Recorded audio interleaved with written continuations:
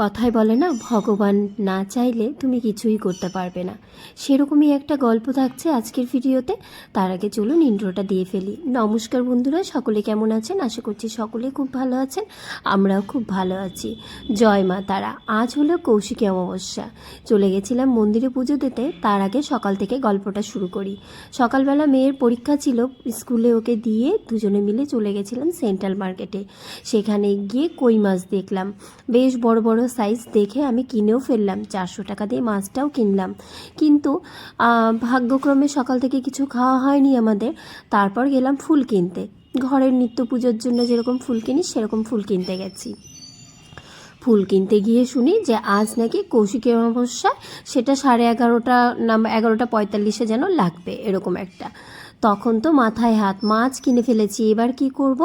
যাই হোক, মা চায়নি তাই সকাল থেকে কিছু খাওয়াও হয়নি, আর পুজোটাও কিন্তু আমরা করতে পেরেছি।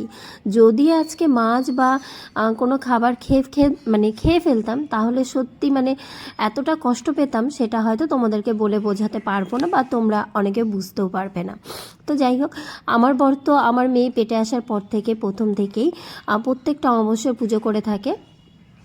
তো রীতিমতো আমি মাঝে মাঝে করি, আমি সবসময় পারি না। আর যদিও সারাদিন উপোস থাকি, সন্ধ্যাবেলা ও যখন পুজো দিয়ে বাড়ি আসে, তারপর ওই মায়ের প্রসাদ খেয়ে ব্যাস উপোস ভঙ্গ করি, কারণ সবসময় মেয়েকে নিয়ে যাওয়া সম্ভব হতো না। কিন্তু আজকে কৌশিকী অমাবস্যা বলে কথা, যেতে তো হবেই। আর মেয়ে এখন অনেকটাই বড় হয়েছে, তবে মেয়ের শরীর একদমই ভালো না, ভীষণ কাশি। ভাইরাল ফিভারটা আমার থেকে ওরও ছড়ালো, কিন্তু কাশিটা কিছুতেই কমছে না। তো এই হলো ব্যাপার। তারপর তো মাছ এনে ধুয়ে ফ্রিজে রেখে দিয়েছিলাম, আর রান্নাবান্নার কাছেই যাইনি, কোনো রান্নাবান্না করিনি। বাইরে থেকে খাবার এনে ভাই খেয়েছিল, আর সেখান থেকেই মেয়েকে একটু খাইয়ে দিয়েছিলাম। সন্ধ্যাবেলা 7:30টার সময় চলে গেছিলাম মায়ের মন্দিরে। এটা হলো রায়গঞ্জ মধ্য মোহনবাটির কালী মন্দির। তোমাদের অনেকের প্রশ্ন, আচ্ছা তোরা যে অমাবস্যার পুজো করিস, বিশেষ করে যারা আমার সাথে মিশে, যারা আমাকে চেনে, তারা কিন্তু সবাই এই কোশ্চেনটাই করে, তুই যে বলিস অমাবস্যার দিন রান্না করিস না, তাহলে তুই হচ্ছিস গিয়ে কি খাস? তোরা কি পুজোর প্রসাদ খেয়েই থেকে যাস? তোদের কি আর কিছু লাগে না, খিদে পায় না? তো পুরোটাই আজকের ভিডিওতে থাকবে, দেখতে থাকো। তার আগে মায়ের পুজোটা দেখো।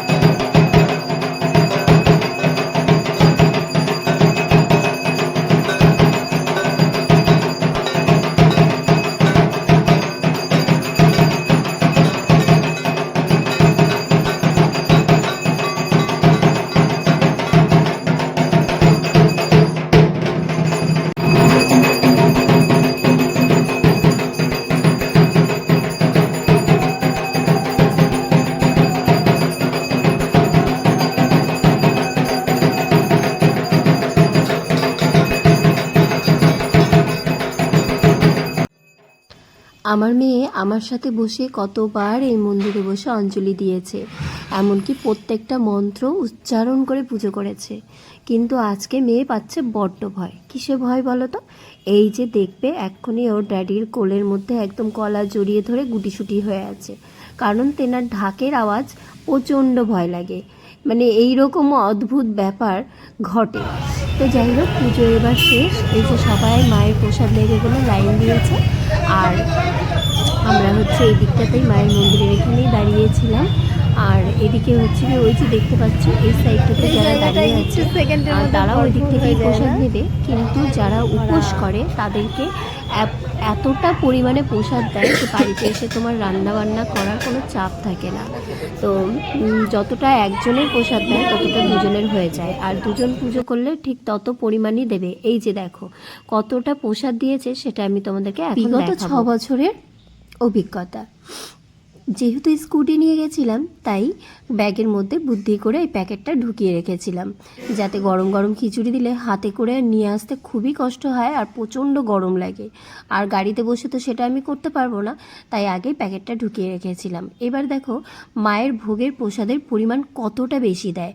এতটা দিলে তোমার মোটামুটি 5 জনের খুব সুন্দর খাওয়া হয়ে যাবে। আমি তো পরের দিন সকালবেলাও খাই। আর এখানে থাকে খিচুড়ি, সঙ্গে সবজি, পায়েস, লুচি, ফলমূল, যা যা পুজোয় দেওয়া হয় সমস্ত কিছু তোমাকে সাজিয়ে দেবে। যারা উপোস করে থাকে তাদের জন্য বলছি আমি।